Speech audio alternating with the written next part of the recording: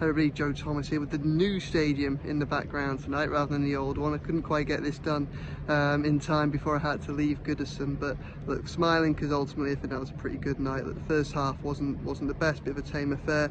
Conditions probably didn't help, but I didn't think Everton were in any real jeopardy, and they came close at the end. Attacking wise, a little bit disappointing, but you know, Garner had that shot at the end that deflected just over the bar, and then he had that really crisp volley that thundered off the post.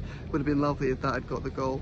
It would have been a perfect night if Everton kind of eased the fears and the concerns in those first 45. They didn't, but what they did do was they started the second half well, and I think they struck just before any expectation could turn really into frustration, and once Robinham got that goal up, it's been given to Dwight McNeil. I feel a bit gutted for Robinham. He deserved his standing ovation at the end. He was very, very good tonight, and he would deserve that goal if he was to get it as well. But once that goal went in, first goal of the season, you could just see that the freedom that came with Everton's play, and that set up Ilman and Dye for his kind of last half an hour, which, similar to the last half an hour against Roma, really just showed what he can do. He can get bums onto the edge of their seats and get the crowd going, and you know, he can just provide a little bit of positive. And we can't read too much into this against League 2 Doncaster. Look, and that said, with all respect to Doncaster, he needs to do it against higher profile opposition. But he put a brilliant ball in for Beto, who should have scored, and then when he picked that ball up 35 yards from goal, I mean, how rare has it been to see someone just pick up and be direct and positive and run at a defender,